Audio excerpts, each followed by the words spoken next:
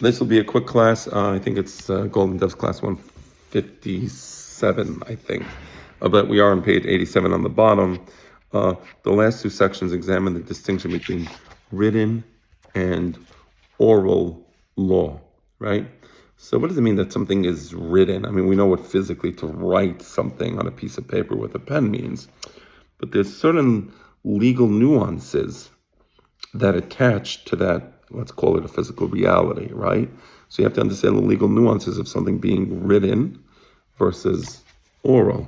It will be seen that this distinction is a direct function of the official formulation of halakha. Now, the distinction between written text, and when I say written, I mean the legal nuances of something being written, as opposed to it being oral, is a result of Rabbi Akiva thinking about the matter deeply and saying, well, we have the Torah Shebe'al Peh, and now we're going to be formulating, creating this composition. Words will be joined together in a very specific order. Composition being words in a specific order. So now, this composition is not going to be part of the Torah Shebichtav by design. It's going to be physically written, or maybe not written, but it's going to be a composition which will be oral composition. So what does it mean that it's an oral composition? What is the legal significance of that? All right, so we'll see. Once the oral tradition was formulated, it became imperative to distinguish between it and scripture. What do I care that it's Torah Shebichtav or Torah Shebe'al Peh? What do I care what you call it? Anyway, everything is written down at the end, right? Written and oral represent textual status rather than actual writing or oral recitation. That's a fantastic chidush. It refers to a particular status of the text. For the sake of illustration, it would do well to consider the function of parallel terms in rabbinic legislation. So, Jewish law distinguishes between a written and oral text for purposes of court documents. Some obligations, such as debts, may be acquired either orally or by written documents. So, for example, Reuven lends Shimon money. He can lend him the money, and Shimon agrees, let's say, in the presence of witnesses, to pay him back by such and such date. Or Reuven lends Shimon money, and then Shimon signs a note indicating his obligation to pay back by such and such date. So that's an oral loan as opposed to a written loan. There are legal consequences to that, to whether something is written or to whether something is oral. Right? Some liabilities, such as torts, marriage contracts, and fines involving robbery, although not written, are considered written in a document. It's very interesting. So, for example, a ketubah. Let's say a husband didn't write the ketubah. Let's say the wife owes a ketubah. So the husband owes the wife X number of dollars. That liability is treated as a written liability, even in the absence of the ketubah contract, right? Therefore, in case of default, the debt is recovered from mortgage properties. What do I care whether it's written or oral? Because according to halakha, if you have a written document, you can use that written document, showing the liability. You can use that written document to undo previous sales, meaning, let's say Reuven lent Shimon $1,000, and then, I don't know, a month later, Shimon sells a property worth $1,000. And then now, a month later, Shimon has to pay back the loan, but he's not paying back the loan. He says, sorry, don't got anything. Tough luck on you. Reuven can go to the person who bought the property for $1,000, let's say it's Levi, and undo that transaction and take the property for himself, right?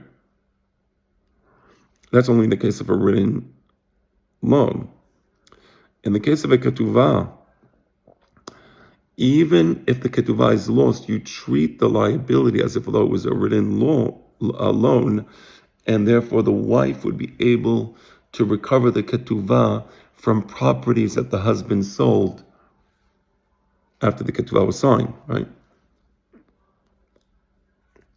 Likewise, the rabbis established the principle that normally a formal acquisition may be put into writing, giving it the status of a written contract. Also, if there's a kinyan, let's say a kinyan sudah, where we agree upon something with a kinyan sudah, that would be considered as if although it was written, even though there is no writing, and it would have, again, the legal treatment of a written document.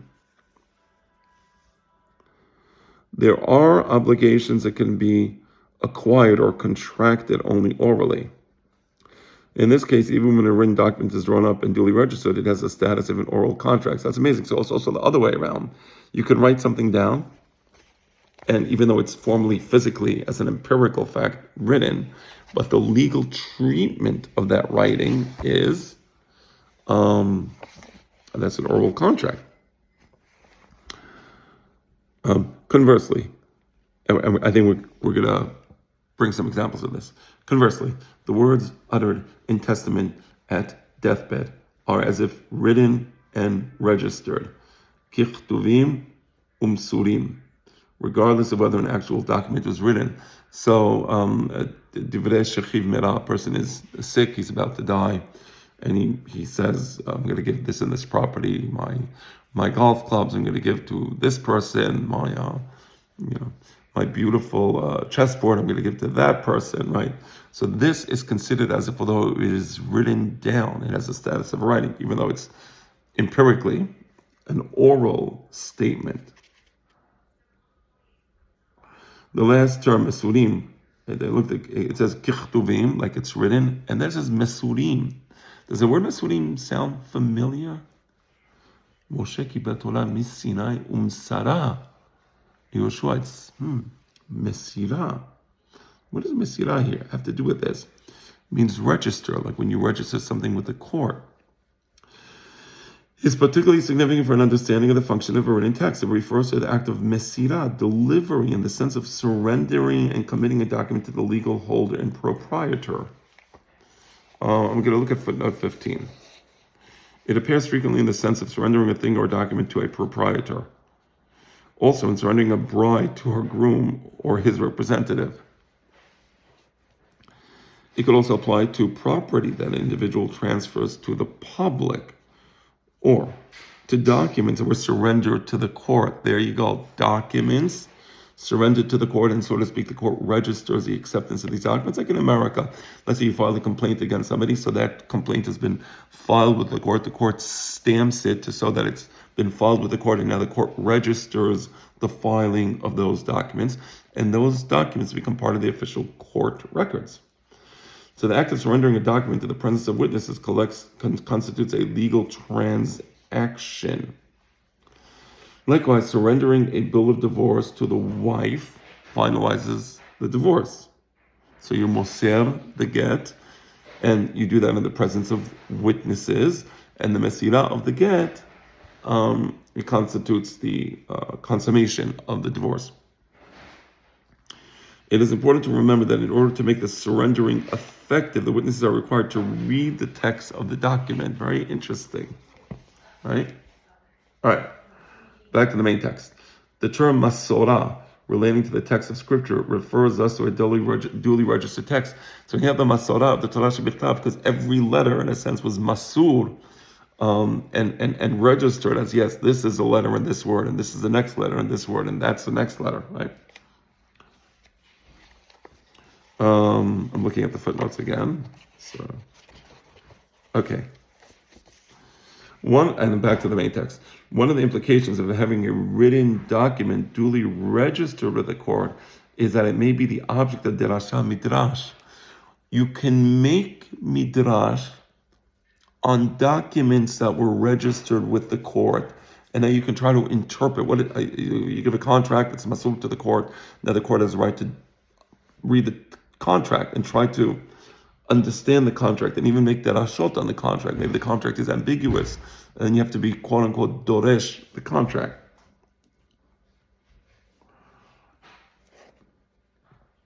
So maybe the object of derashah, midrash, canonical exegesis, same thing with the Torah Shebichtav. You can make derashot on the Torah Shebichtav because the letters were registered, just as the ketuvah marriage contract is. By classifying, okay, there's a footnote here, see Yevamot, okay. By classifying a rabbinic tradition as oral and denying it the status of a written text, Halacha was formally excluded from the kind of canonical exegesis usually applied to scripture. That's how you cannot make Derashot in the Mishnayot, because there is no duly registered text of the Mishnah, right? Duly registered written text. And you can only make Derashot on a written text. All right, we're going to stop here.